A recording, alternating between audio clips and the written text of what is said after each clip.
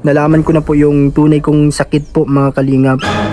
At ito po talagang sakit na to ay siguro po ay kasama na ito sa buhay ko. Ako daw po mga kalingap ay meron pong siguro po ito na yung oras na tanggap na natin yung pamana po ng aking papa. Marami man ang pagsubok ng buhay mo, kakayanin lahat ng mga ito. Laging tatandaan, di ka nag-iisa. Ngayon po mga kalingap, nandito tayo sa Vicente Isabel. Ito yung ano natin, yung papalaboratory po natin. Galing po dun sa doktor ng Basud na pinacheck-upan po. Kailangan pong ano to, ito yung mga i-check lahat yun. Ngayon po araw ang ano, kaya kagabi pa lang simula alas 10, yan, hindi na po ako kumain, wala nang bawal nang mag-inom tubig, kaya ano, nag-fasting kumbaga, kasi yan po yung kailangan sa laboratory. At ngayon po ay dito yung nirecommend na pwedeng laboratoryhan. Yan po, doon po sa unahan. Hindi ko po alam kung bukas na, pero siguro mabukas din kasi ano na, nag-7. Tara po. Kasama ko si Labi, yan, sinamahan tayo ni Labi at ni Brianna. Si Kisaya nagpaiwan doon, nag-aaral siya, nagsulat ng pangalan. Marami man ang pagsubok ng buhay mo, kakayanin lahat ng mga ito. Dito po yung ano natin, doon tayo sa taas po. Ano muna, tawag dito yung sa dugo, magulan ng dugo.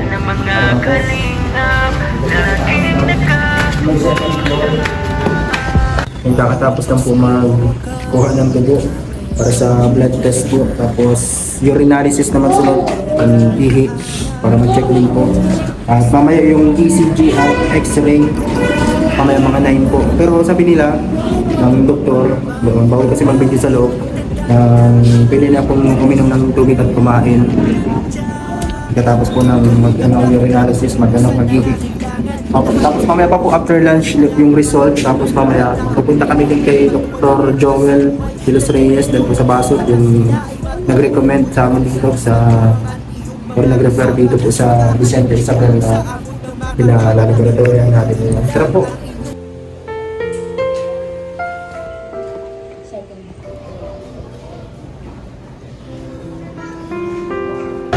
Ito po, kukunin natin. Kukunin ko lang muna yung sa taas, B. Tara, sa taas. Okay lang, diba? Yung ito din dito, yung isa kukunin. Ito yung sa X-ray. Sa taas po, kukunin pa po namin. Yung result nung sa pag-blood test. Nandito na po kami sa Basud Center.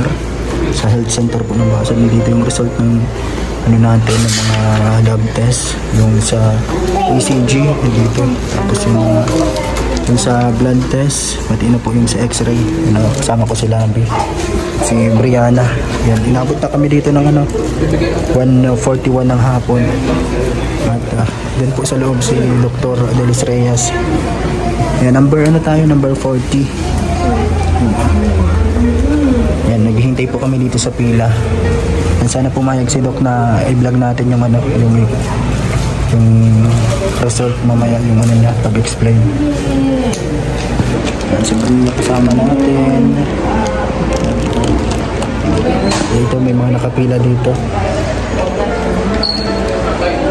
Sana po okay lang yung result. May nakasurat bagay sa papel. Naghihintay po kami dito sa pila.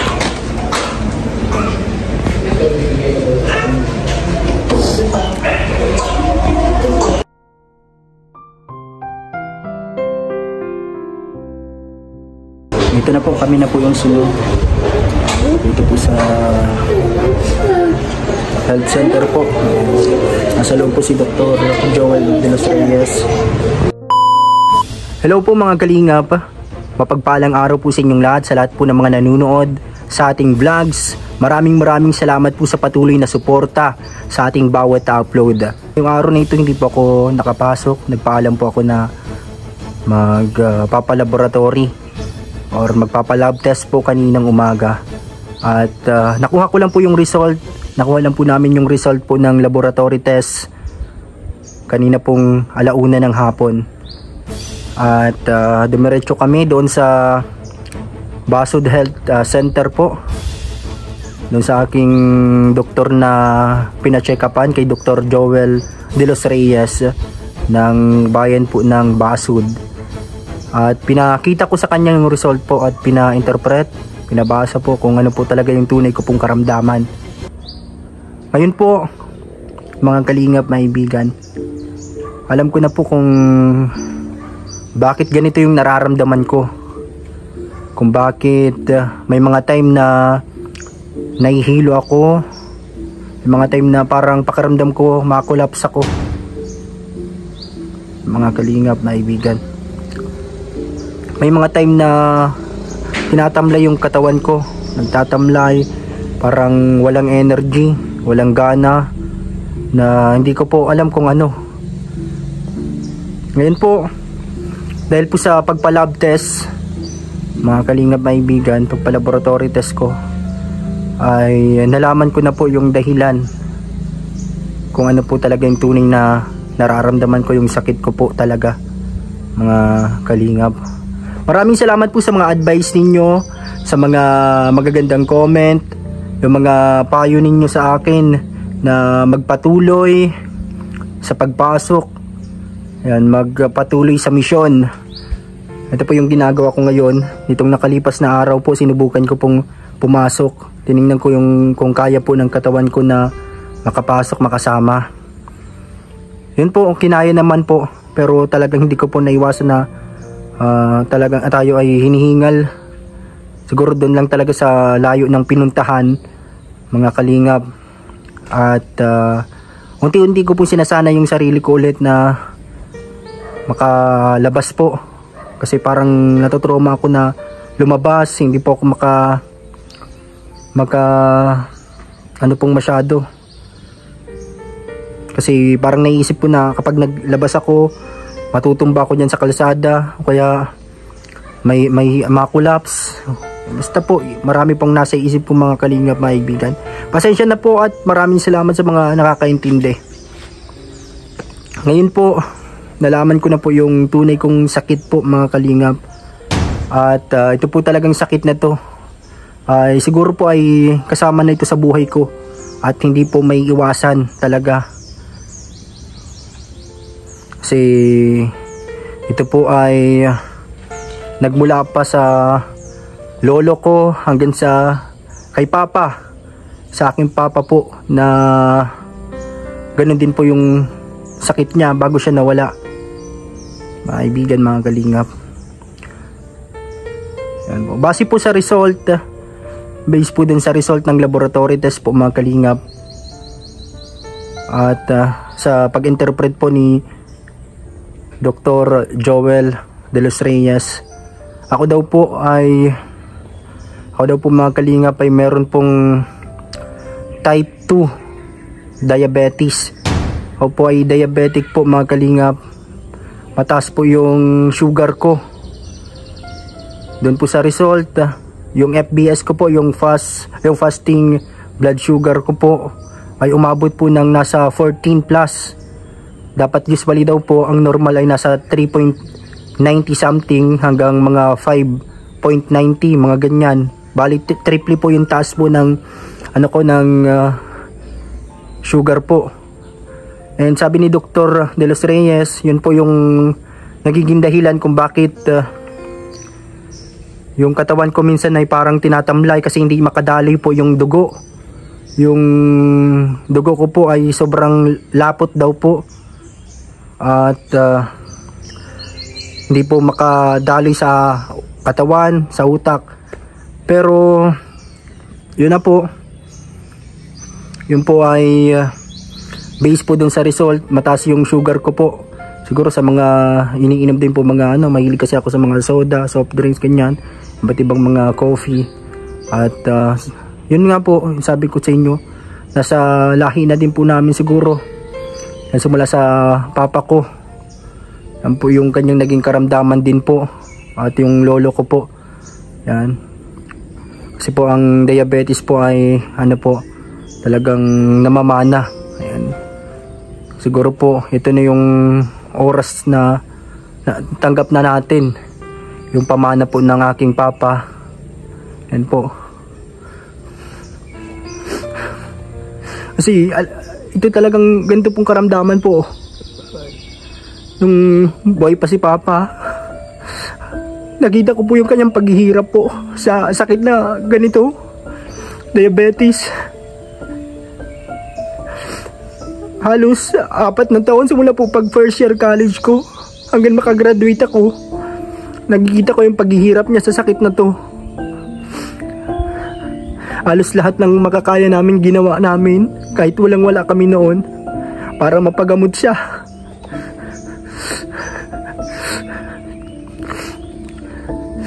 Kasi grabe po yung pinagdaanan niya, gabi-gabi lagi siyang umiiyak sa karamdaman niya. Kasi at gabi-gabi ko rin po naririnig ang kanyang mga pagdaing sa kanyang karamdaman. Kaya yun po, itong pagsubok na to ay pilit natin tong kakayanin natin to mga kalingap. Kakayanin po natin to sa tulong po ng mga pagmamahal po ninyo, sa pagpapatibay po. Kaya ito naman po sabi ni Dr. De Los Reyes, mabuti at nakapagpa-laboratory check up na, lab test. Nalaman agad natin kung ano talaga yung karamdaman. At mabuti daw po, at ngayon po ay healthy pa yung puso, yung lungs, yung kidney. Mabuti at naagapan po. Pero kailangan po nating uminom ng mga pang-maintain po at panglaban po sa sakit na yan. Kaya yan po, naresetahan tayo ni Dr. De Los Reyes ng mga gamot para maintenance po sa sakit na ito na atin pong hinaharap ngayon, at para manatili tayong ganado sa buhay. Yan. Maraming salamat po sa mga nagpapatibay ng loob natin na sinasabing kaya natin to. Yan. Talagang pipilitin natin maging positibo sa kabila ng mga pagsubok at problemang pinagdaraanan. Maraming salamat po. Yan, sa mga nagko-comment ng mga kung anong bagay, kayo na po ang bahala dyan. Hindi ko na po sasagutin o re-replyan yung mga komento ninyo. Yan. Kung ano po yung mga dahilan ninyo sa inyong mga comment. Kasi yung iba, hindi ko alam kung ano yung mga gusto nilang sabihin or iparating sa mga message nila, mga comment. Yan, kung bakit daw hindi ako sumasama, ganyan. Yan po, kung bakit hindi nila ako nakikita. Ito po yung dahilan ko. Yung iba, kahit na mga part ng kalingap,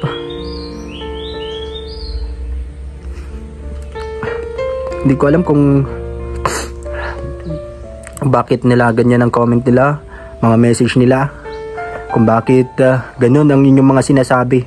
Imbis na i-motivate nyo yung tao na palakasin ng loob, ay kayo ay dinadown nyo yung sa ganitong problema. Sana hindi nyo po maranasan yung mga pinagdadaanan ko ngayon. At hindi po ako hindi nyo po ako kalaban. Hindi po ako against sa kalingap. Hindi lang ako nakakasama. Hindi lang po ako nakakapasok dahil sa mga personal na problema ko. At ito, dumagdag pa itong sakit na to, na isa pa sa mga hahad lang sa akin ngayon sa mga pangarap ko. Pero sana po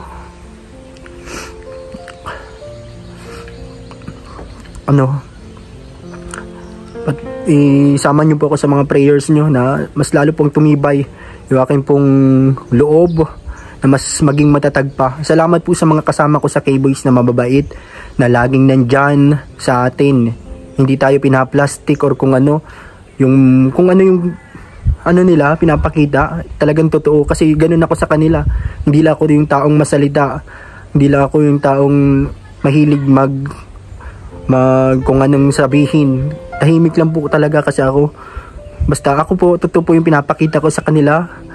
Ako po ay kaibigan nila, hindi po ako against sa kanila. Yung mga ginagawa nila na mga bagay, yan po ay ginagawa ko din sa sarili kong paraan.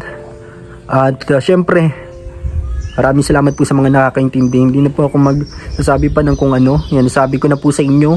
Sana po patuloy kayong sumuporta sa atin, sa aking channel, Papa Franz Vlog Official po. Lalo na po sa panahon ng ngayon, kailangan ko ng suporta ninyo, ang inyong pagmamahal. I-share nyo po at i-likes po yung ating po mga upload po mga kalingap. Maraming salamat po. Marami pa akong gustong gawin. Marami pa akong gustong mga plano na magawa po sa buhay. Siyempre para sa ating pamilya, para sa Team Kalingap, para po sa mga kababayan po natin. Maraming salamat po sa inyong lahat. Sana po ay kayo po ay more blessing po sa inyong lahat po mga kalingap. Ito po si Papa Franz, Franz Ivia po, DJ Franz, Boy Tubig sa inyo po mga channel. Kalingap Papa Franz po, nananatili po sa Kalingap at hindi po ako aalis. Pipilitin ko po ang sarili ko, kakayanin natin ang problema na to na malagpasan po mga kalingap. Nandito lang po ako at tuloy-tuloy tayo sa misyon at sa bawat laban po ng buhay. Maraming salamat po mga kalingap. Maraming salamat po sa inyong pagmamahal at suporta sa ating channel po. And sa mga comment po ninyo, pwede kayong mag-send ng mga advice po dyan, ng mga pwede nating kainin, mga dapat gawin.